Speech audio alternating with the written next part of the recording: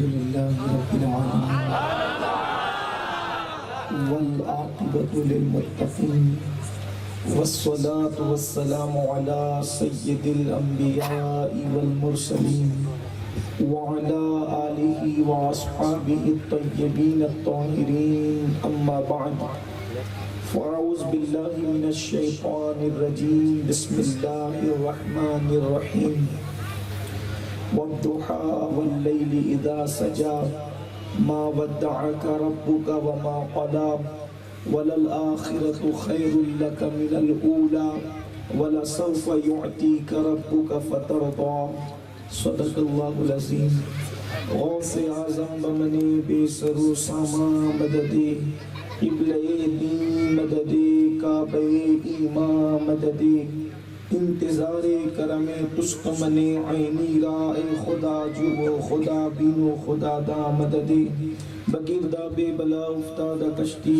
ضعیفانو شکستہ رات و پشتی بحق کے خواجہ عثمان ہارون مدد کن یا معین الدین چشتی مدد کن یا معین الدین چشتی مدد کن یا معین الدین چشتی منبر پر رونق افروز صدر محفل محسن ملت پیر طریقت مخدوم گرامی قدر سید پیر باپو صاحب قبلہ مدد اللہ العالی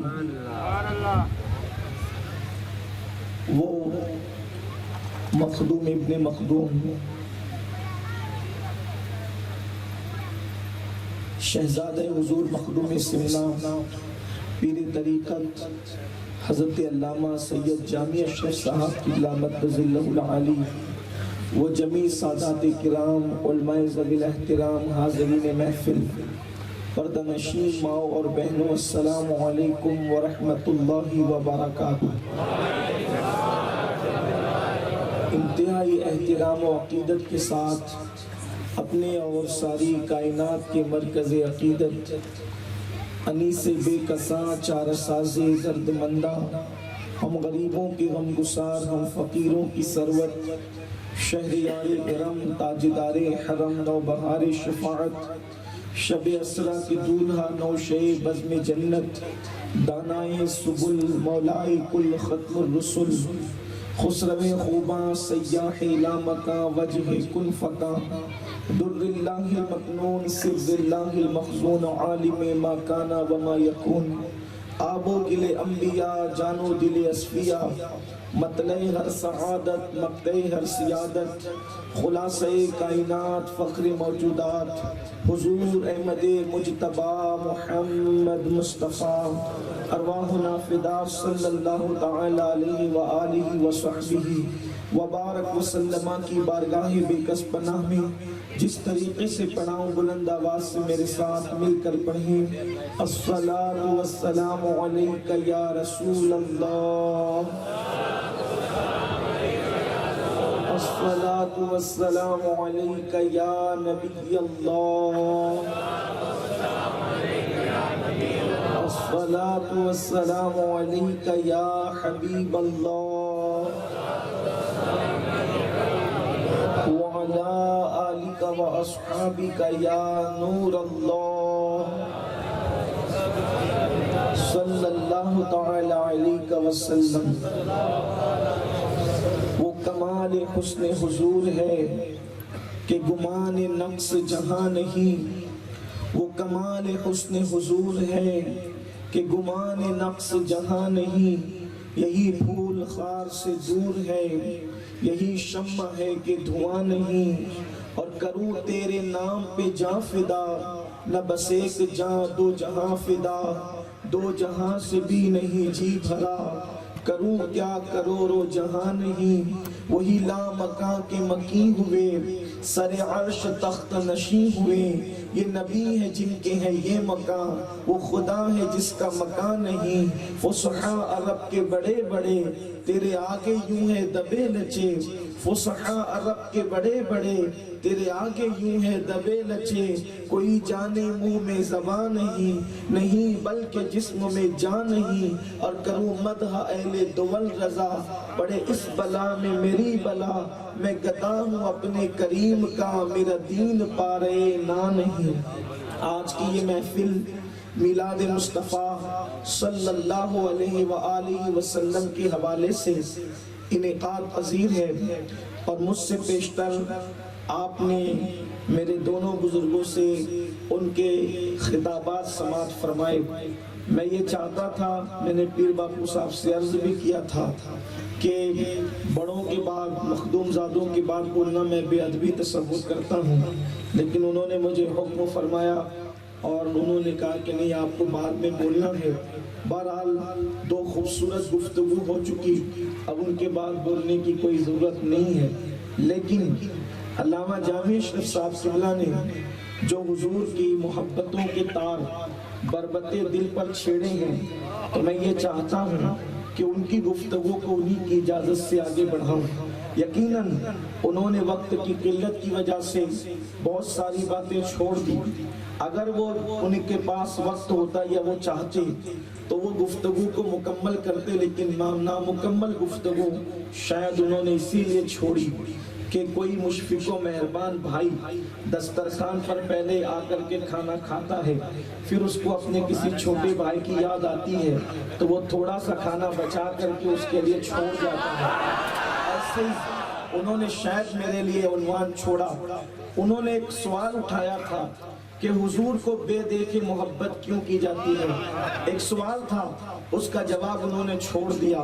میں آپ کے سامنے عرض کرنا چاہتا ہوں، آخر ایسا کیوں ہوا کہ جس سے بھی محبت کی جاتی ہے دیکھ کر کی جاتی ہے، جس سے بھی محبت کی جاتی ہے اس کے اوصاف کو دیکھا جاتا ہے، اس کا حسن دیکھا جاتا ہے، اس کا سراپا دیکھا جاتا ہے، اس کا خوبصورت رنگ دیکھا جاتا ہے، اس کی اعلیٰ ظرفی دیکھی جاتی ہے، اس کے اخلاق دیکھے جاتے ہیں، اس کے کردار دیکھے جاتے ہیں، اس کا چلنا دیکھا جاتا ہے، اس کا بولنا دیکھا جاتا ہے، اس کا بستر پہ آرام کرنا دیکھا جاتا ہے۔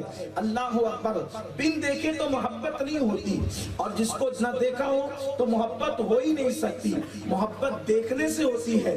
لیکن یاد رکھیں، کچھ ہستیاں ایسی ہوتی ہے جن کو دیکھے بغیر محبت ہوتی ہے، اس کی وجہ یہ ہوتی ہے، اس کی وجہ کیا ہوتی ہے یاد رکھیں، اور کوئی ایسا ہوا بھی نہیں کہ جسے دیکھے بغیر محبت ہو جائے۔ اللہ اکبر، ایک ہستی ہے جس کو دیکھے بغیر محبت ہوئی ہے، اور حیرت کی بات تو یہ ہے کہ اللہ اکبر، ان سے پہلوں کو بھی ان سے دیکھے بغیر محبت ہوئی ہے، اور ان کے بعد والوں کو بھی ان کو دیکھے بغیر محبت ہوئی ہے۔ بلکہ حال تو یہ ہے، ان کے دور میں بھی کچھ ایسے تھے جنہوں نے ان کو دیکھا نہیں تھا پھر بھی محبت کی ہے۔ صہیب روم سے کیوں آئے ہیں؟ ان کو دیکھے بغیر محبت کر کے آئے ہیں۔ سلمان فارس سے کیوں آئے ہیں؟ ان کو دیکھے بغیر محبت کرنے آئے ہیں، لیکن آ کر دیکھ تو لیا ہے۔ کچھ ایسے بھی ہیں جنہوں نے زندگی بھر نہیں دیکھا، مگر اس کے باوجود بھی ان سے دیکھنے والوں سے زیادہ پیار کرتے ہیں۔ آخر وہ کون ہے؟ انہی کو تو ویسے کرنی کہتے ہیں۔ میرے آقا علیہ الصلوۃ والتسلیم کے دیوانوں، ایسا کیوں ہوا کہ ان کو دیکھے بغیر محبت ہو گئی؟ آپ کہیں گے اور بھی تو ہیں جن کو دیکھے بغیر محبت ہوئی۔ یاد رکھنا، جتنوں کو بغیر دیکھے محبت ہوئی ہے، ڈائریکٹ نہیں ہوئی ہے، انہی کی محبت کے واسطے سے محبت ہوئی ہے۔ اصل محبت کی وجہ وہ ہے، وجہ اس کی یہ ہے۔ علامہ حضرت جناب پیر میرے علی شاہ صاحب قبلہ نے بہت خوبصورت بات فرمائی ہے۔ وہ کہتے ہیں، مکھ چندر بدر شاشانی ہے، مٹ چمکے لاٹ نورانی ہے۔ مکھ چندر بدر شاشانی ہے، مت چمکے لاٹ نورانی ہے۔ کالی زلف دیکھ مستانی ہے، مخمور آنکھیں ان مت بھریا۔ اور پھر حضور علیہ الصلوۃ والتسلیم کو اللہ تبارک و تعالیٰ نے جو حسن دیا تھا، اس حسن میں خاص ذکر چلتا ہے حضور کی ابرو کا، حضور کی ابرو کا۔ پیر میرے علی شاہ صاحب کہتے ہیں، حضور کے جو ابرو ہیں وہ ابرو کیا ہیں؟ طرح وہ ابرو ہے کمان کی طرح، اور حضور کی جو پلکیں ہیں، پلکیں اس کو کہتے ہیں۔ لیکن ہمارے عقیدے میں اور ہمارے مسلک میں جب حضور کے اعضاء کا ذکر کیا جائے تو ہمیں اپنے اعضاء کو بتانا نہیں چاہیے۔ یہ بے ادبی سے ہم قریب سمجھتے ہیں، لیکن ابھی میں حضور کے اعضاء کا ذکر نہیں کر رہا ہوں، اس لیے سمجھانے کے لیے کہہ دیا پلک اس کو کہتے ہیں اور بھویں اس کو کہتے ہیں۔ میں نے کل بھی لوگوں سے کہا تھا حضور کی ابرو کو بتانے کے لیے میں اپنے بے آبرو ابرو کا ذکر کیسے کر سکتا ہوں؟ حضور کے ابرو کا ذکر کرتے ہوئے اپنے بے آبرو ابرو کا ذکر کیسے کر سکتا ہوں؟ اس لیے کہ کہاں میرے بے آبرو ابرو اور ان کے ابرو تو پوری کائنات کی آبرو ہے، ان کے ابرو تو پوری کائنات کی آبرو ہے۔ تو حضور کے جو ابرو ہیں وہ مثل کمان کے ہیں، اور حضور کی جو پلک کے بال ہیں وہ مثل تیر کے ہیں۔ تو گویا کہ اللہ نے محبوب کے حسن کو تیر اور کمان کی شکل میں دیا۔ اب تیر اور کمان کی شکل میں جو دیا تو اس سے فائدہ کیا ہوتا ہے؟ دیکھو شکار کرنے والے دو طرح کے ہوتے ہیں، ایک خنجر مار کے شکار کرتا ہے، ایک تیر چلا کے شکار کرتا ہے۔ دونوں میں فرق یہ ہے خنجر اور تلوار صرف قریب والوں پہ کام کرتے ہیں، اور تیر وہ جو ہے وہ بہت دور تک، جہاں تک نشانے باز کا نشانہ جاتا ہے وہاں تک اثر کرتا ہے۔ اب سوال جامی میاں کر رہے ہیں کہ دور والے بن دیکھے شکار کیسے ہوئے؟ میں نے کہا ان جیسا کوئی نشانے باز تو لاؤ۔ جب حسن کا نشانہ چلا تو دیکھنے والا ابو بکر بھی شکار ہو گیا، بغیر دیکھنے والا ہوئے سے کسنی بھی شکار۔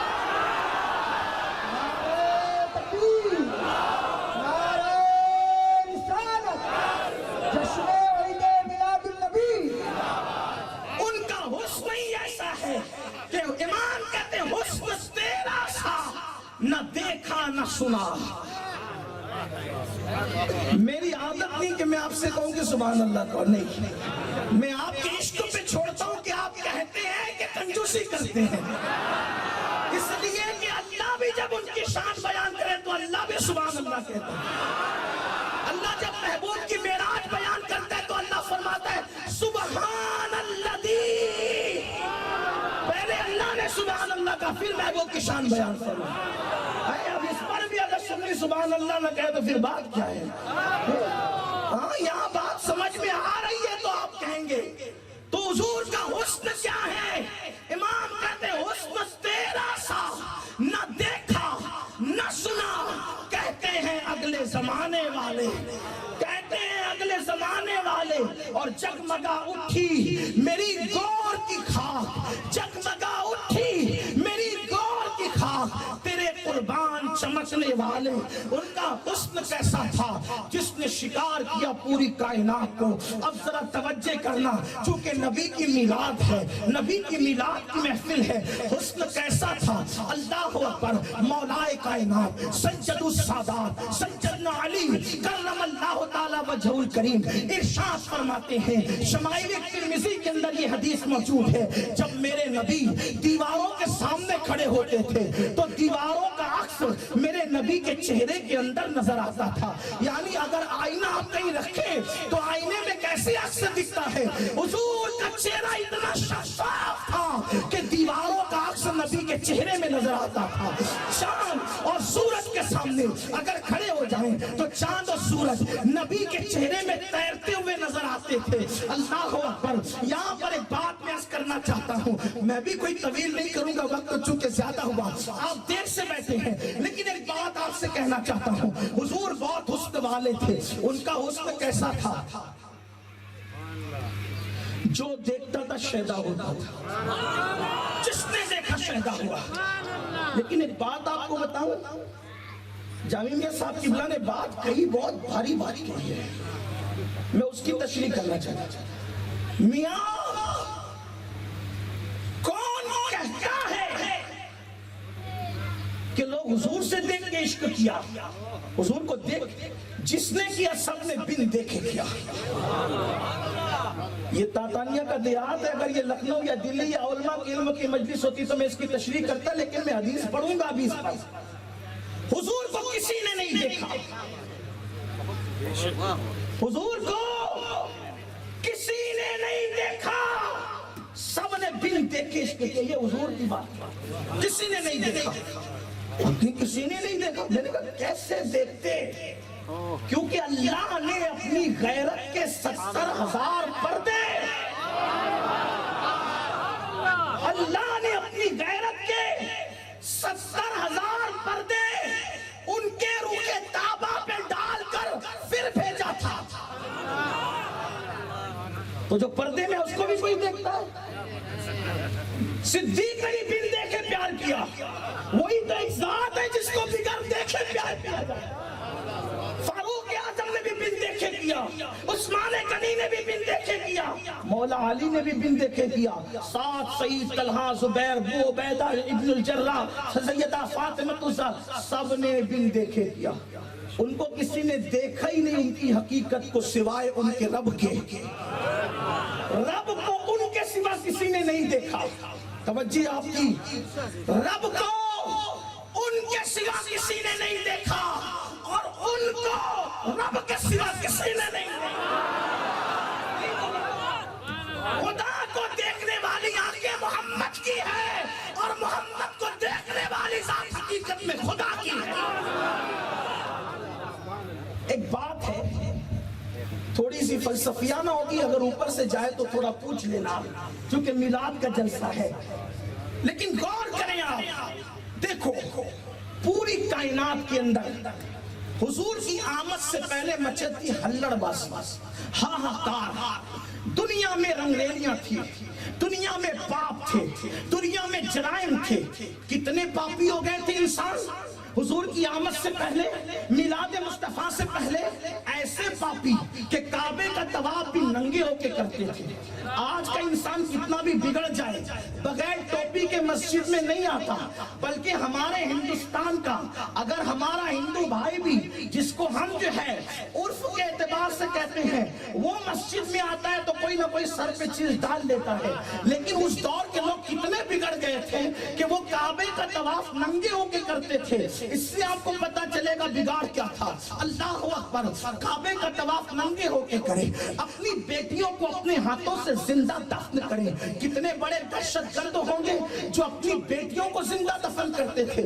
پوری دنیا کے اندر جتنے دہشت گرد ہیں اتنے سخت نہیں ہیں، اس لیے کہ دنیا کا ہر دہشت گرد دوسرے کے بچوں کو مارتا ہے، دوسروں کے بیوی بچے ٹرین میں ہو تو بم دھماکے کرتا ہے، لیکن وہ کتنے بڑے دہشت گرد تھے جو اپنے بچوں کو اپنے ہاتھ سے مارتے تھے۔ اللہ اکبر، بڑے سے بڑا دہشت گرد ہے، دوسروں کے بچوں کو مارتا ہے لیکن اپنے بچوں کو پالتا ہے، اپنے بچوں کو مارتا نہیں ہے۔ جتنے بڑے وہ دہشت گرد تھے، شرابی کتنے بڑے تھے کہ ماں کی گود میں جیسے آج ہمارے یہاں نیند کی دوائیں پلائی جاتی ہے، ویسے اس دور میں ماں کے گود کے اندر شراب پلائی جاتی تھی۔ اتنے بڑے زنا کا ماحول تھا کہ اگر زنا کرنے کے لیے کوئی عورت نہیں ملتی تو وہ اپنی ماں کے ساتھ اور جانوروں کے ساتھ تک زنا کرتے تھے۔ یہ ماحول تھا۔ لیکن بات آگے بڑھانے سے پہلے ایک بات کہوں گا آپ سے، گفتگو آگے بڑھانے سے پہلے ایک بات کہوں گا، شاید میلاد مصطفیٰ کے بعد لوگوں نے میلاد مصطفیٰ کے انقلاب کو بھلا دیا۔ کہیں کہیں آج بھی جہالت کا وہ ماحول ہے۔ جیسے حضور کی آمد سے پہلے لوگ چھوٹی چھوٹی بات پر برسوں جنگ کرتے تھے، لڑتے تھے۔ مرنے والا باپ مرتا تو بیٹے سے وعدہ لے کے مرتا تھا کہ میں نے لڑا تو بھی لڑنا، وہ مرتا تھا تو اس کے بیٹے سے وعدہ لیتا تھا میں نے لڑا تو بھی لڑنا۔ یاد رکھنا، لڑنا مسلمانوں کا کام نہیں ہے ذات کے لیے، مسلمان کبھی نہیں لڑتا اپنی ذات کے لیے۔ مسلمان اگر اس کو کچھ کرنا پڑے تو وہ دین کے لیے کرتا ہے، ذات کے لیے نہیں کرتا۔ ہمارے بزرگوں نے فرمایا ذات کے لیے لڑنا یہ کتوں کا کام ہے، انسان کا کام نہیں ہے۔ آج بھی مسلمان پڑوسی سے لڑ رہا ہے، سسرال والوں سے لڑ رہا ہے، اپنے ماں باپ سے لڑ رہا ہے، پتہ نہیں کس کس سے لڑ، بیوی سے لڑ رہا ہے۔ لڑو مت، اسلام پہ لڑنے والوں کا مذہب نہیں۔ آپ کہیں گے کوئی ہمیں گالی دے تو کیا کرنا چاہیے، کوئی ہم سے لڑنے کی بات کرے تو کیا کرنا چاہیے؟ میں کہتا ہوں امام حسن کی طرح کرنا چاہیے۔ آج امام حسن کی شہادت کی شب ہے نا، ایک تاریخی روایت کے مطابق اگر کوئی ہم سے لڑنے آئے، کسی کو پاگل کتا کاٹ لے، کوئی لڑائی جھگڑے پہ آمادہ ہو، تو ہمیں امام حسن کی طرح کرنا چاہیے۔ کیسے کرنا چاہیے؟ میں نے کہا دیکھ تاریخ، امام حسن اپنے نانا کا امامہ باندھ کر، اپنے والد کی ذوالفقار حیدری لے کر، اپنی کمر کے اندر جعفر طیار کا پٹکا باندھ کر مدینے کی زمین پہ چل رہے ہیں۔ پیچھے کم و بیش 1500 لوگ ہیں۔ کتنے لوگ؟ 1500 لوگ پیچھے چل رہے ہیں۔ اور حسن کیسے تھے؟ حسن ہم شبیہ پیغمبر تھے۔ امام حسن ہم شبیہ پیغمبر تھے، نبی کے ہم شکل تھے، نبی کے ہم صورت تھے، نبی کے ہم سیرت تھے، نبی کے ہم صوت یعنی ہم آواز تھے۔ اللہ اکبر۔ کبھی کبھی مولا علی کہتے تھے حسن تم خطبہ دے دیا کرو، کیونکہ جب تم خطبہ دیتے ہو تو مجھے ایسا لگتا ہے جیسے رسول اللہ کی آواز آ رہی ہے۔ کہتے بابا آپ کے ہوتے مجھے بے خلاف ادب لگتا ہے۔ تو جب خطبے کا وقت آتا سپاہ کو، تو کبھی کبھی مولا علی کسی اوٹ میں چھپ جاتے تاکہ مجھے نہیں دیکھیں گے تو حسن خطبہ دیں گے تو میں نبی کے خطبے کی یاد کو تازہ کر لیا کروں۔ امام حسن مجتبی مدینے کی زمین پہ 1500 مریدوں کے ساتھ چل رہے ہیں۔ کسی کو پاگل کتا کاٹتا ہے، کوئی کسی کی عادت ہوتی کہ جب تک لڑے نہیں اس کا کھانا ہضم نہیں ہوتا۔ ایسے کچھ ہے نا زمین پہ، ایک ایسا ہی چلا آیا سامنے سے اور امام سے لڑنے کی بات کی۔ یعنی آپ یہ سمجھیں کہ آج کل کی لڑائی نہیں ہے، پہلے بھی ایسے کچھ بدبخت تھے، وہ سامنے آ کے کہتے کون ہے تو، ایسے تو کون ہے تو۔ امام حسن نے کہا اگر ہم سے کوئی پوچھے کون ہے تو، ہم کہے چل ہٹ، ہے نا۔ یہی فرق ہے اللہ والوں میں، نبی والوں میں اور ہم جیسے لوگوں میں۔ ہم اللہ والے بننے کی بات تو کرتے مگر اللہ والے بنے نہیں۔ ہم نبی کی غلامی کی بات کرتے لیکن نبی والے سچے بنے نہیں۔ امام حسن سے پوچھا کون ہے تو، امام نے فرمایا میں علی کا بیٹا حسن ہوں۔ جواب دے دیا اچھے سے۔ کیا فرمایا؟ میں علی کا بیٹا۔ لیکن اس کو کاٹا ہی تھا پاگل کتے نے، اس کو لڑنا ہی تھا۔ تو اس نے کیا کہا پتہ ہے؟ دھیان سے سنو۔ اس نے کہا اچھا وہی علی جو دنیا میں بڑے فتنے پھیلاتا تھا۔ یہ اس نے گالی دی کس کو؟ مولا کائنات۔ اب آپ کے ابا کو کوئی گالی دے تو آپ کا جی کیا؟ حالانکہ ہوگا باپ شرابی، ہوگا باپ جواری، ہوگا باپ بے نمازی، لیکن گالی دے تو کیا ہوگا؟ آپ کی ہستی چڑھے گی نا۔ لیکن واہ رے واہ، حسن مجتبی کے والد کون تھے؟ فاتح خیبر، باب مدینۃ العلم، علی مرتضیٰ، اخی رسول، اخی رسول، اخی رسول، رسول کے بھائی، جگر گوشہ رسول، اور جگر گوشہ رسول کے شوہر بھی اللہ کے رسول علیہ السلام، جن کے لیے یہ فرمائے انت منی وانا منہ، کہ تو مجھ سے ہے میں تجھ سے ہوں۔ جب محبت کسی سے زیادہ ہوتی ہے نا، کہتے تو میں تو، وہ کہتے ہیں نا من تو شدی تو من شدم، یہ جو بات کرتے ہیں نا، حضور نے گویا کہ کہا علی میں تجھ سے ہوں تو مجھ سے ہے، ایسا علی۔ رسول اللہ فرمائے جس کو دیکھنا بھی عبادت، جس کا ذکر بھی عبادت، جن کی اولاد کو رسول اللہ اپنی اولاد قرار دیں، یہ علی مرتضیٰ۔ اور وہ کہنے والا کیا کہہ رہا؟ اچھا وہی علی، معاذ اللہ ثم معاذ اللہ، نقل کفر نہ باشد اس نے کہا وہ جو فتنے پھیلاتا تھا۔ اب جو پیچھے کے لوگ تھے نا، انہوں نے آستین چڑھائی، اس کو کیفر کردار تک پہنچائے۔ امام مولا حسن نے فرمایا نہیں، یہ بات مجھ سے کر رہا ہے، تم ناراض کیوں ہوتے ہو؟ اگر چار سے کسی کے ماننے والے ہو جائیں تو بولو اس کے خلاف کوئی بات کر سکتا ہے؟ وہاں تو پوری کائنات ہی ماننے والی ہے، لیکن آنے والے کی جرأت دیکھو۔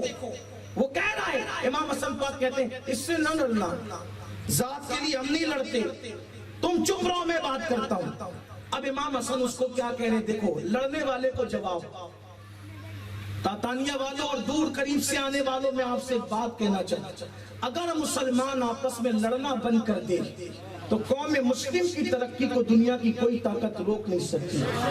بڑی معذرت کے ساتھ لوگ برادریوں کے نام پہ لڑے، بعد میں سلسلوں کے نام پہ لڑے، بعد میں مدرسوں کے نام پہ لڑے، تنظیم اور اداروں کے نام پہ لڑے۔ لڑتی رہو گے تو کچھ اور بھی کرو گے، لڑو مت۔ لڑنا کتوں کا کام ہے آپس کے لیے، اپنا کام نہیں، ولی والوں کا کام نہیں، نبی والوں کا کام نہیں، اللہ والوں کا کام نہیں۔ بلکہ خواجہ نصیر الدین چراغ دہلوی کو ان کے مرید نے کینچی لا کر دی تو خواجہ صاحب نے فرمایا بیٹا ہمیں کینچی لا کے مت دیا کرو، ہمیں سوئی دھاگا لا کے دیا کرو۔ کہا بابا کیوں؟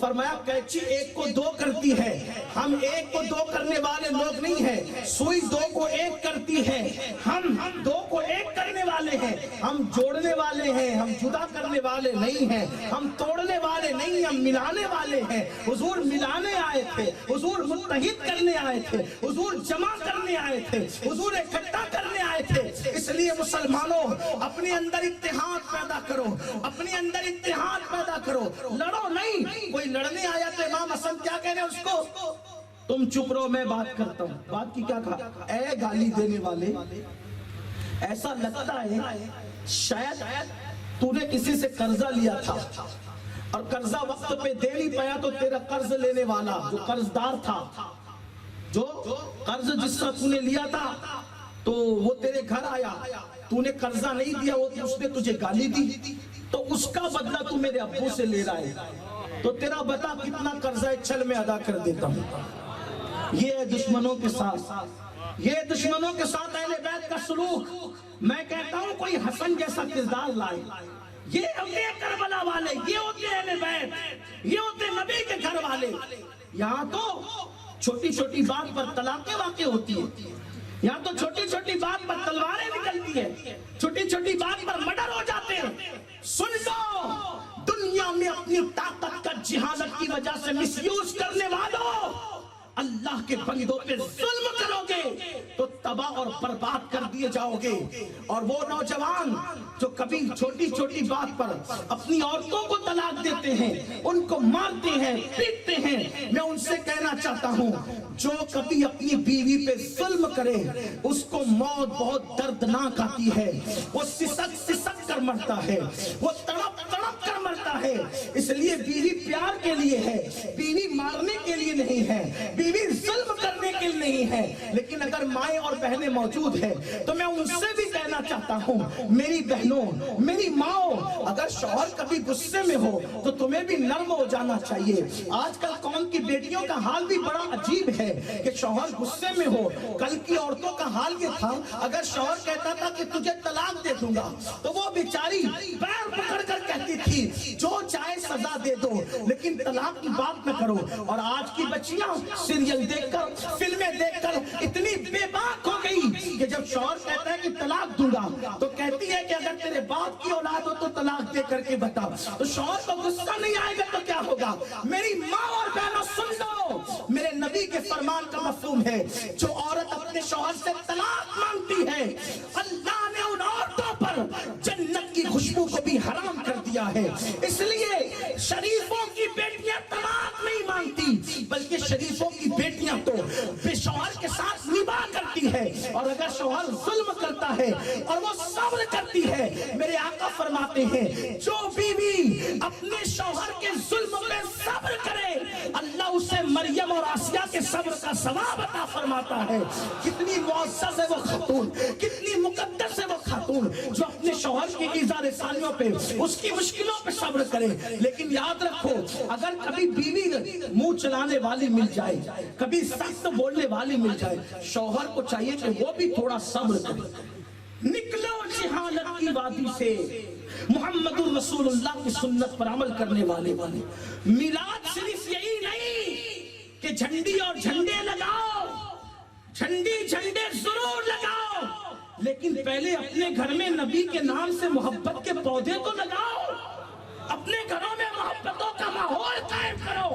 ممکن ہے حضور جھنڈیوں سے جتنا خوش ہوتے ہیں اس سے زیادہ گھر کے محبت کے ماحول سے خوش ہوتے ہیں.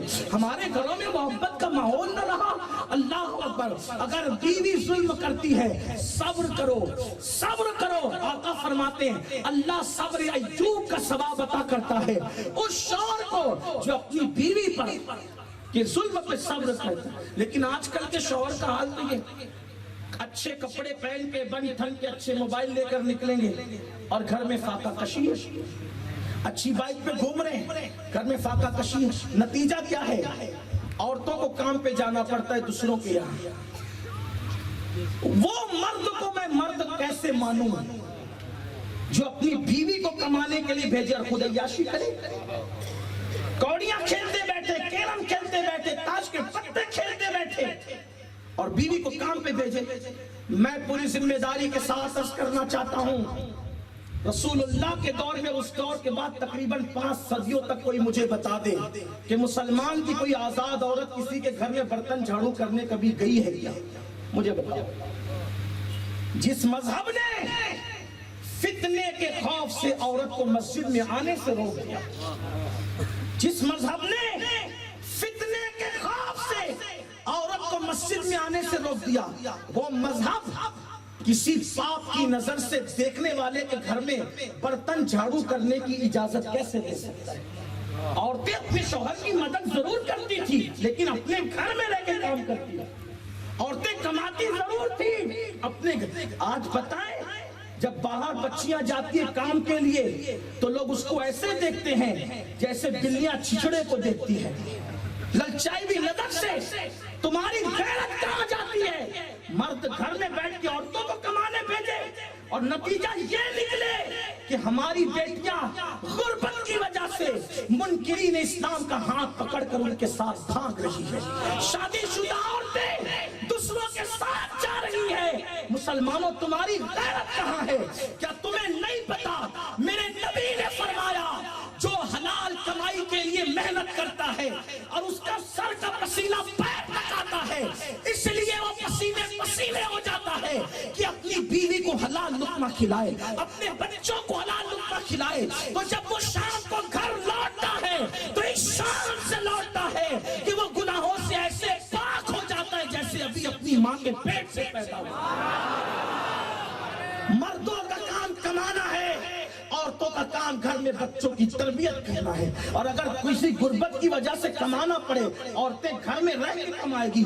اس پرفتن دور میں کہیں عورتوں کو معاذ اللہ کہیں بھیجا جا رہا ہے اور ہم سب پہ نظر رکھتے ہیں اس لیے کہ ہم آپ کے درمیان رہتے ہیں. اس لیے میں آپ سے کہنا چاہتا ہوں اے میری قوم کے جوانوں, محنت کرو, خود کماؤ. بلکہ ایک بات آپ کو کہوں, خود کما کر کے کھانے والا آدمی نہ ہو, کتنا بھی پارسا ہو, وہ خود کمانے والے کے مرتبے تک نہیں پہنچ سکتا.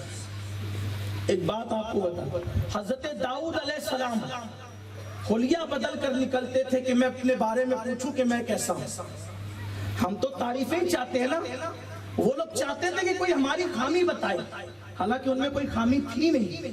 حلیہ بدل کے نکلتے تھے, جو ملتا تھا پوچھتے تھے بتاؤ داؤد کیسا ہے. لوگ پہچانتے نہیں تھے, تعریف ہی کرتے تھے. ایک دن اللہ نے جبریل علیہ السلام کو بھیجا, جبریل جاؤ اور آئینہ دکھاؤ, بتاؤ داؤد کیسے ہیں. جبریل کو انسان کی شکل میں دیکھا تو پوچھا داؤد کیسے ہیں. فرمایا بہت اچھے آدمی, ان جیسا کوئی نہیں ہے اس دور میں, اس زمانے میں, لیکن بس ایک ہی بات ہے کہ وہ خود کما کر نہیں کھاتے. داؤد ہے بڑا اچھا آدمی لیکن وہ خود کما کر نہیں کھاتے. اگر یہ کمی بھی پوری ہو جائے بھی داؤد جیسا کوئی نہیں. داؤد علیہ السلام پلٹے, اللہ سے دعا کی مولا مجھے ہنر سکھا, تو اللہ نے آپ کو زرہ بنانے کا ہنر عطا فرمایا اور آپ کے ہاتھوں میں لوہے کو ایسے نرم کر دیا, ایسے نرم کر دیا لوہے کو جیسے آٹا نرم ہو جاتا ہے. خود کما کر کے کون نہیں کھایا؟ رسول اللہ نے خود کما کے کھایا. شام کے بازار میں حضور کھڑے رہے, مدینہ منورہ کے بازار میں حضور نے تجارت کی, مکے کے بازار میں حضور نے تجارت کی. پھر اس کے بعد دیکھو صدیق اکبر تاجر, فاروق اعظم تاجر, عثمان غنی تاجر, مولا علی تاجر, امام حسن تاجر, امام حسین تاجر, امام اعظم ابو حنیفہ تاجر, سرکار غوث اعظم تاجر، اللہ اکبر، کون ہے جس نے ہاتھ سے کما کے نہیں کھایا؟ یہ تو دوسروں کے ٹکڑوں پہ پلنے کی لعنت بہت بعد میں آئی ہے۔ ہمارے اولیاء نے جوتے تک سیے، جوتے حلال کمانے کے لیے۔ آقا نے فرمایا جو حلال کمانے کے لیے ذلت کی جگہ پہ کھڑے ہوتا ہے، اللہ اس کو وہ عزت عطا کرتا ہے جہاں کسی کا گمان بھی نہیں جاتا۔ جو حلال کماتے کماتے سخت ہو جائے، مردوں کے ہاتھوں کو نرم نہیں ہونا چاہیے، مردوں کے ہاتھوں کو نرم نہیں ہونا چاہیے۔ یہ خصوصیت صرف یا تو مصطفیٰ جان رحمت کی ہے یا تو اولیاء اللہ کی ہے۔ عوامی سطح پر مردوں کے ہاتھوں کو محنت کر کے سخت ہونا چاہیے، کیونکہ آقا نے فرمایا جو ہاتھ محنت کرتے کرتے سخت ہو جاتے ہیں، اللہ ان پر جہنم کی آگ کو حرام فرما دیتا ہے۔ اس لیے محنت سے کماؤ۔ یہ کیا سوچ بوٹ میں ہے؟ ہم کو دیکھو، ہمارے گھر کو مت دیکھو۔ گھر میں ماں پریشان، باپ پریشان، گھر والے پریشان۔ اور یاد رکھنا، یہ مسجد میں پڑے رہ کر کے نکمے بننے کا کام بھی تبلیغی جماعت نے شروع کیا، اس سے پہلے یہ نہیں تھا۔ ورنہ ہمارا مذہب یہ ہے، قرآن کہتا ہے اذا نودی للصلاۃ من یوم الجمعہ، اذان ہو تو مسجد میں آؤ، اور پھر نماز ہو تو کیا کرے؟ پڑے رہے مسجد میں۔ کہ مسجد پڑے رہنے کی جگہ نہیں ہے، مسجد کھڑے رہنے کی جگہ ہے۔ مسجد پڑے رہنے کی جگہ نہیں، کھڑے رہنے کی جگہ ہے۔ اللہ نماز پڑھ کے کروں کیا؟ تو قرآن کہتا ہے فَإِذَا قُضِيَتِ الصَّلَاةُ فَانتَشِرُوا وَابْتَغُوا مِنْ فَضْلِ اللَّهِ۔ جب نماز پڑھ دو تو باہر نکلو اور زمین پہ پھیل جاؤ اور اللہ کا فضل یعنی روزی تلاش کرو۔ مسجد پڑے مت رہو، روزی تلاش کرو۔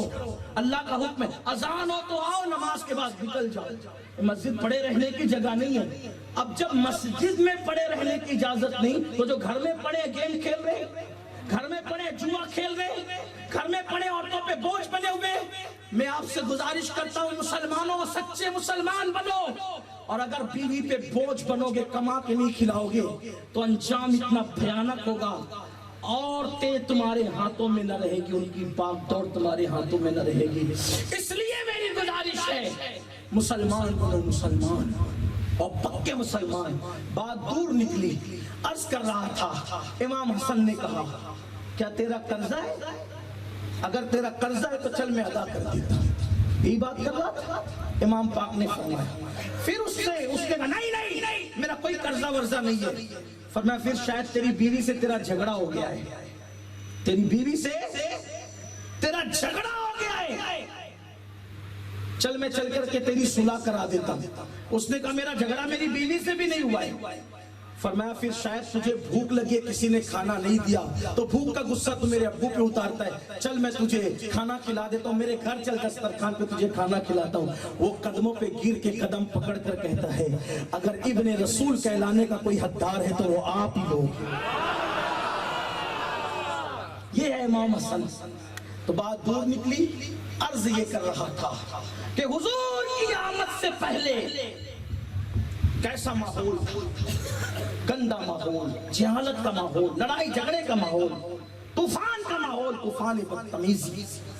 تو لوگوں نے دیکھا لوگ بچیوں کو زندہ دفن کرتے ہیں، تو اللہ سے کہا اللہ کسی کو بھیج۔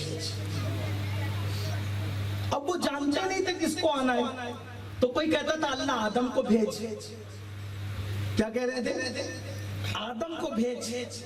کسی نے دیکھا نہیں ماں کے ساتھ ظلم ہو رہا ہے، کسی نے کہا نوح کو بھیج۔ کسی نے کہا عورتوں پہ ظلم ہو رہا ہے، اللہ یوسف کو بھیج۔ کسی نے دیکھا غریبوں کا مال کھایا جا رہا ہے، اللہ موسیٰ کو بھیج۔ جیسے ظلم دیکھا گیا مطالبہ بڑھتا گیا، اور اللہ کا قانون ہے جو ایک بار موت کا مزہ چکھ کے چلا جاتا ہے وہ دوبارہ کبھی واپس نہیں آتا، دوبارہ کبھی واپس نہیں آتا۔ اب مانگنے والے کوئی آدم کو، کوئی نوح کو، کوئی موسیٰ کو، کوئی داؤد کو، کوئی ایوب کو، کوئی یوسف کو، الگ الگ مانگ رہے تھے۔ اللہ کی شان، اللہ نے کہا ان کو تو نہیں بھیجوں گا کیونکہ میرا قانون ہے جو ایک بار واپس آ گیا دوبارہ نہیں جائے گا، لیکن تمہارے سب کے مطالبے پورے کروں گا۔ ذات ایک بھیجوں گا، اس میں آدم کی شرافت بھی ہوگی، اس میں نوح کی شجاعت بھی ہوگی، اس میں موسیٰ کا جلال بھی ہوگا، اس میں ایوب کا صبر بھی ہوگا، اس میں داؤد کی آواز بھی ہوگی، اس میں اللہ اکبر سارے انبیاء کو انفرادی طور پر جو کمالات عطا کیے تھے وہ کمالات کا جامع بنا کر اس کو بھیجوں گا، بلکہ کہا گیا اس سے بڑھ کر بھیجوں گا۔ موسیٰ کی قوم کو پیاس لگی، قوم نے پانی مانگا تو انہوں نے عصا کو پتھر پہ مارا تو پانی کے چشمے نکلے، لیکن جب اس کی قوم کو پیاس لگے گی تو اسے نہ پتھر کی ضرورت ہے نہ عصا کی ضرورت ہے، اس کی انگلیوں سے پانی کے چشمے جاری ہو جائیں گے۔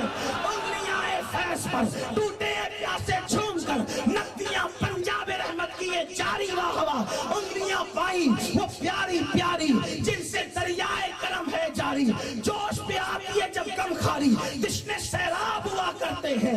ہاں ہاں موسیٰ کو دریا پار کرنا ہوا تو عصا کو دریا پہ مارا تو عصا کے دو ٹکڑے ہو گئے، ارے دریا کے دو ٹکڑے ہو گئے، دریا تو زمین پہ تھا، عصا دریا پہ مارا تو دریا ٹکڑوں میں بٹ گیا، لیکن وہ آئے گا تو دریا کو ٹکڑے نہیں کرے گا، وہ آئے گا تو چاند کو ٹکڑے کرے گا۔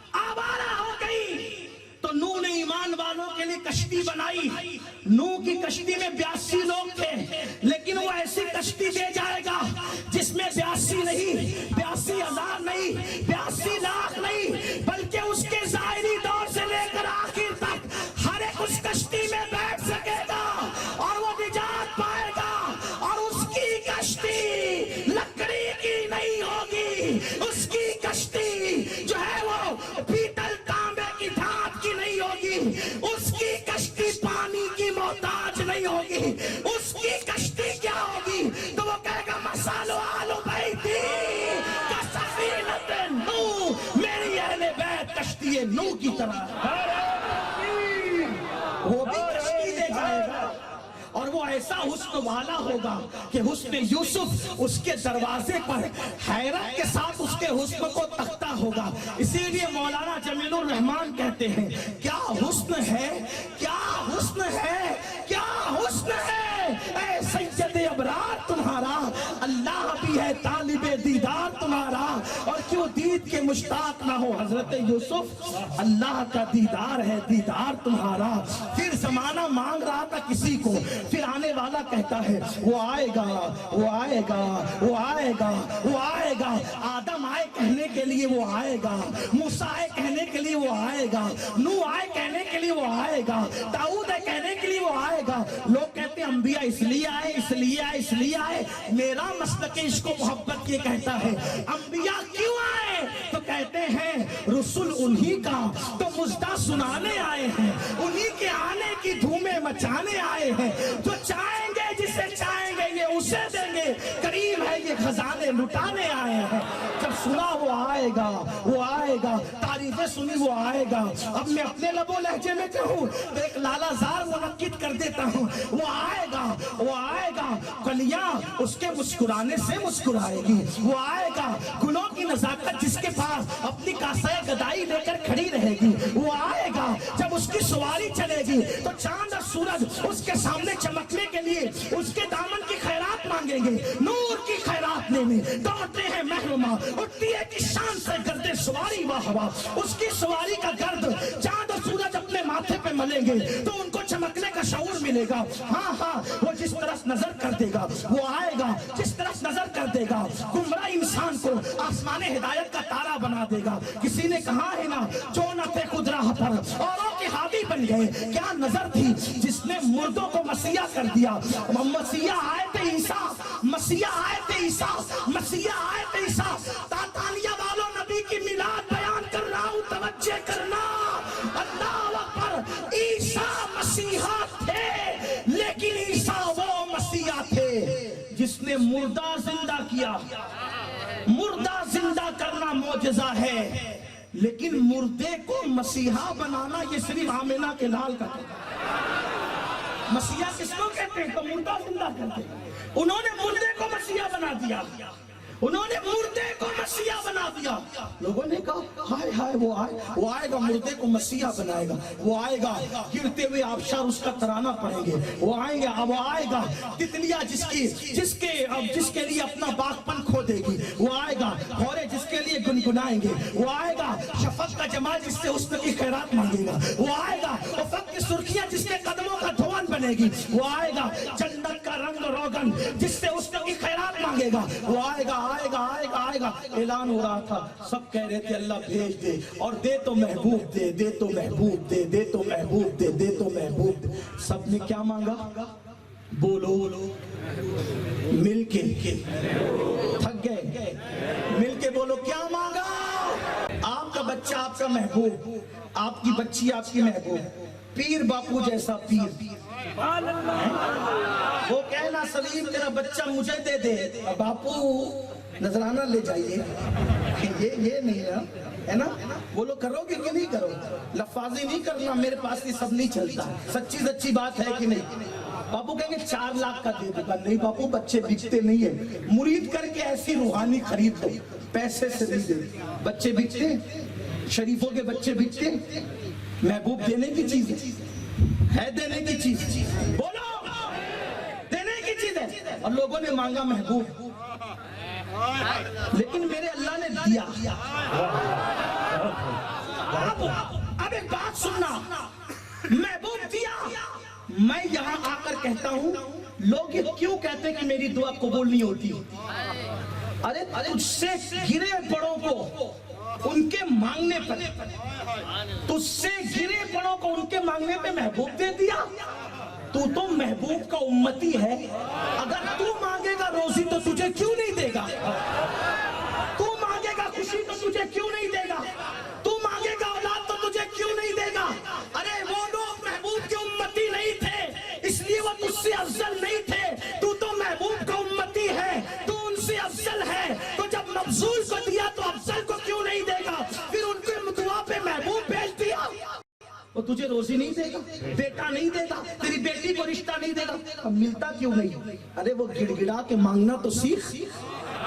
ادھر دیکھتا ہے مانگتا ہے, ادھر دیکھتا ہے مانگتا ہے. میں اللہ کی قسم کھا کے کہتا ہوں, رات کے آخری حصے میں اگر تو ایسے گڑ گڑا جیسے بچہ اپنے ماں کے پاس گڑ گڑاتا ہے, اگر صبح ہونے تک تیری مراد پوری نہ ہوئی تو میرا دامن پکڑ کر کھینچ.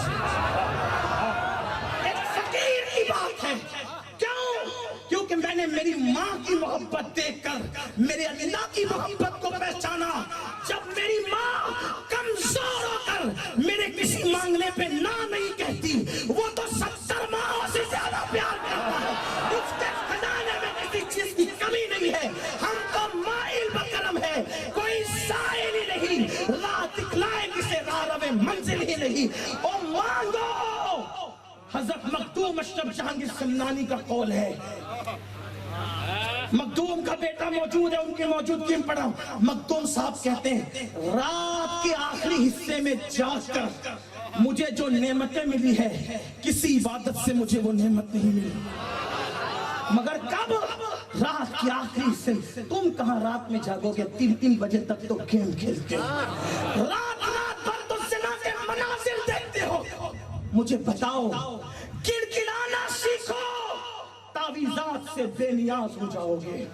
اللہ کے یہاں گڑگڑانا سیکھو, اس کی چوکھٹ پر در در کے بھکاری بن کر نہیں پھرو گے. اس اللہ سے نہیں مانگتے, ادھر ادھر بھٹک رہے ہو. آؤ اپنا رشتہ اپنے اللہ سے مضبوط کرو. بہرحال بات دور نکل رہی ہے. عرض کر رہا تھا, لوگوں نے مانگا کیا؟ دیا. لیکن محبوب دینا, توجہ کرنا, بہت نازک بات آ رہی ہے. اگر محبوب نہ دیتا تو وعدہ ہے جو مانگو گے دوں گا, نہ دیتا تو شان کریمی کے خلاف تو نہیں کہہ سکتے, لیکن اتنا کہتے کہ شان کریمی کے شایع نہیں. نہ کہتے, نہیں گے ٹھیک، اور اگر دے دے تو غیرت محبت کے خلاف. محبوب اگر دے دے تو غیرت محبت، یہ اللہ کے لیے نہیں کہہ رہا ہوں، صرف سمجھانے کے لیے کہہ رہا ہوں تاکہ بات سمجھ میں آ جائے. بات بڑی نازک ہے. اگر نہ دے وعدہ ہے دوں گا ٹھیک، اور اگر دے دے تو کیا ہے؟ یہ محبت کی غیرت کے خلاف لگتا ہے کہ محبوب دے دے، لیکن وہ میرا اللہ ہے، ہر ناممکن کو ممکن بنا آتی رہتی کہا محبوب دوں گا تمہاری مراد پوری ہو جائے، اور مگر ایسے دوں گا کہ کوئی دیکھ بھی نہ سکے. دوں گا بھی اور نظروں کی نظروں سے چھپاؤں گا، دیکھنے نہیں دوں گا کسی کو. مولا کیسے؟ تو 70,000 غیرت کے پردے ڈال کے بھیجوں گا تاکہ کوئی دیکھ نہ سکے. صرف میں دیکھوں گا میرے محبوب کو، کوئی نہیں دیکھے گا. تو مولا جو دیکھیں گے کب پردے میں دیکھیں گے، حقیقت میں نہیں دیکھیں گے. اسی لیے تو آقا نے فرمایا یا ابی بکر لم یعرفنی حقیقتا غیر ربی، اے ابو بکر میری حقیقت کو میرے رب کے سوا کوئی نہیں پہچانتا، کوئی نہیں جانتا، کوئی نہیں جانتا. تو کتنے پردے ڈال کے بھیجے؟ کتنے پردے؟ کتنے پردے؟ کتنے پردے؟ 70,000. اگر کوئی ایک کپڑے کے پردے میں آئے آپ کے اسٹیج پر، پوچھو کون؟ کوئی کہے گا امین القادری، کوئی کہے گا پیر باپو، کوئی کہے گا جامی میاں، کوئی کہے گا فلاں مولانا، کوئی کہے گا امام صاحب. ایک پردے کا کپڑا ہے تو اتنے مسلک بن گئے، اتنے اختلافات ہو گئے. تو جس پر غیرت کے 70,000 پردے پڑے، لیکن حق پہ کون ہوگا؟ کیونکہ جتنوں نے کہا، توجہ کرنا، آپ کہتے ہیں اتنے مسلک ہے، حق پہ کون؟ تو یہ پردے کے کپڑے میں مولانا آئے تو کسی نے کہا یہ، کسی نے کہا یہ، کسی نے کہا یہ، کسی نے کہا یہ، کسی نے کہا یہ. تو جتنے یہ بولے اس نے کیوں بولا؟ گمان کی بنیاد. کس کی بنیاد پہ؟ کس کی بنیاد پہ؟ علم کی بنیاد پہ نہیں بولا. کس بنیاد پہ بولا؟ گمان کی بنیاد پہ. تو گمان کی بنیاد پہ بولا تو فرقے بنے.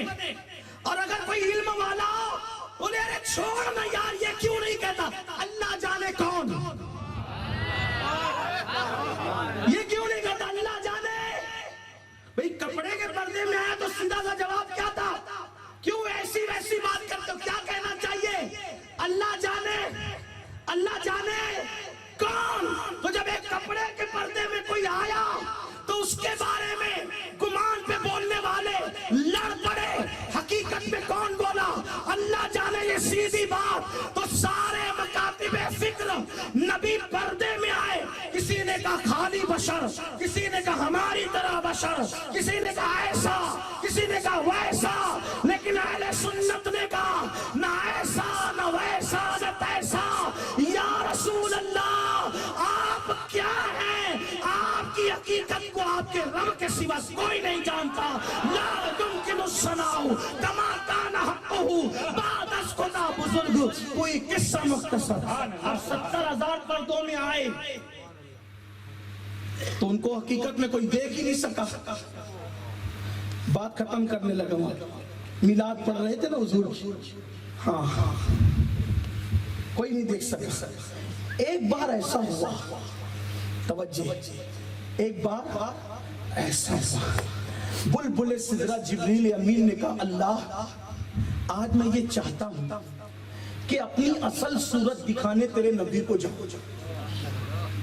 اپنی اصلی شکل کیا ہے پتہ ہے؟ ایک پر کھول دے تو پوری دنیا سمٹ آئے جبریل کے پر میں. اور کیا کہہ رہے؟ اصلی شکل دکھانے محبوب کو جانا چاہتا ہوں. مولا جاؤں؟ ارشاد ہوتا ہے جاؤ. ابھی حضور نے ہجرت نہیں کی تھی، حضور مکے میں ہی رہتے تھے. جاؤ. ادھر جبریل نکلے، ادھر اللہ نے کہا محبوب وہ اپنی صورت سے پردے سارے اٹھا کے آ رہا ہے، تو ایک اٹھا. وہ سب اٹھا رہا ہے، محبوب جبریل نے سب اٹھا لیا اصل شکل میں، تو ایک اٹھا. حضور کعبے کی دیوار سے ٹیک لگا کے بیٹھے تھے، حضور نے ایک اٹھایا. حضور نے ایک اٹھایا. جبریل آئے، जबल अबू कुबैस पे खड़े हो गए, रुक गए। अल्लाह ने कहा जाओ ना जिब्रील, बड़े शौक से सिजरा से निकले थे, जाओ ना। अस्कर से मौला जो तजल्लियां मुझे सिदरा के आगे जाने नहीं देती, वो तजल्लियां मुझे हरम में जाने नहीं। ये शान है उनकी, ये शान है उनकी। आका करीम सल्लल्लाहु अलैहि वसल्लम की शान ये। तो वो आए थे कैसे? पर्दों में, इसीलिए उनको किसी ने हकीकत में नहीं देखा। एक हदीस पढ़ देता हूँ, बात पूरी होती है। सब ने, जिसने भी उनको देखा तो ख्वाब में देखा। किसने देखा? मौलाए कायनात कहते हैं दुनिया ख्वाब है, ख्वाब। इस एतबार से जिसने देखा उनको, ये हदीस इमाम अहले सुन्नत ने अपने रिसाला मिलाद नबविया में लिखा है कि मौलाए कायनात कहते हैं जिसने देखा दुनिया को, दुनिया ख्वाब है। जब आंखें बंद होगी ना, आंखें बंद होगी, तवज्जो करें आप, आंखें बंद होगी तो इस ख्वाब से लोगों की आंखें खुलेगी। तो ये ख्वाब है दुनिया। अब यहाँ लोग लड़ते हैं, लेकिन कब्र में कोई लड़ेगा नहीं, महशर में कोई लड़ेगा नहीं, बल्कि महशर में अपने बेगाने सब उनको देख के उनकी तारीफ करेंगे। क्यों? इसलिए कि वहां ख्वाब से आंखें और हुजूर की शान और हुजूर की हकीकत लोग देखेंगे, तब पता चलेगा कि क्या है, क्या शान है। पता है, इमाम अहले सुन्नत लिखते हैं, हजरत मुल्ला अली कारी के हवाले से हदीस पाक लिखते हैं कि कयामत का दिन होगा। देखो अपने नबी की शान, कयामत का दिन होगा, अल्लाह की कुर्सी, अल्लाह की कुर्सी जिसका जिक्र आप पढ़ते हैं ना आयतुल कुर्सी के अंदर, अल्लाह की कुर्सी वो बिछी होगी। अल्लाह ताला फरमाएगा महबूब आज मेरी कुर्सी पर मैं नहीं, महबूब आज मेरी कुर्सी पर तू जलवगर होगा। हुजूर को अल्लाह अपनी कुर्सी अता फरमाएगा और फिर फरमाएगा महबूब, प्यारे महबूब आज तुम्हारी ही सुनी जाएगी। तुम जिसको चाहोगे, तुम जिसको चाहो हम उसको बख्श, तुम जिसको चाहो। अब ये मजमून कुरान कह रहा है, बात मुकम्मल होती है। एक दिन ऐसा हुआ कि हुजूर पर कुछ दिन तक कुरान की आयतों का नुज़ूल रुक गया, वही का सिलसिला रुक गया। तो लोगों ने कहना शुरू किया कि मोहम्मद को उसके रब ने छोड़ दिया। तो हुजूर को ख्याल आया कि क्या वाकई मेरे रब ने मुझे छोड़ दिया? तो अल्लाह ने जिब्रील से कहा, जिब्रील आयत लेकर जाओ। आयत आई, क्या आयत आई? वद्दुहा वल्लैलि इज़ा सजा। ऐ महबूब तेरे चमकते चेहरे की कसम। हालांकि उसका लुग़वी तर्जुमा ये होता है चाश्त की कसम, लेकिन हम अहले सुन्नत अहले इश्क इसका तर्जुमा ये भी लेते तेरे चमकते चेहरे की कसम, तेरे चमकते चेहरे की कसम। वल्लैलि इज़ा सजा, तेरी काली काली जुल्फों की कसम। मा वद्दअका रब्बुका वमा क़ला, तेरे रब ने तुझे कभी नहीं छोड़ा। अब ये बात यहाँ रखें, समझाने के लिए मिसाल देता हूँ, तवज्जो करना। एक मुहीब है और एक महबूब है, एक मुहीब है एक महबूब है। अब चुगलखोर लोग महबूब को कहते हैं तेरे मुहीब ने, तुझसे प्यार करने वाले ने तुझे छोड़ दिया। ये मैं मिलाने के लिए, सिर्फ समझाने के लिए कह रहा हूँ, तवज्जो करो मेरी तरफ, देखो आयत समझ में आएगी। समझाने के लिए एक मुहीब एक महबूब है। चुगलखोरों ने, दुश्मनों ने महबूब को क्या कहा? तेरे मुहीब ने तो, तेरे प्यार करने वाले ने तो तुझे छोड़ दिया। अब महबूब को बात लगी दिल पर, तो महबूब अपने मुहीब से कहता है, क्या सचमुच आपने मुझे छोड़ दिया? क्या सचमुच आपने मुझे, क्या सचमुच आपने मुझे छोड़ दिया? तब जो सच्चा मुहीब था, ये चुगलखोरों ने जो बात फैलाई थी, गलत प्रोपेगेंडा, तो वो अपने महबूब के पास आके कैसे कहता है? उसके दोनों गाल को पकड़कर, उसके दोनों गाल को पकड़कर अपने हाथों में लेता है और कहता है, ओ मेरी जान, मेरे महबूब, तेरे चेहरे की कसम, तेरी जुल्फों की कसम, मैं तुझे कैसे छोड़ सकता हूँ?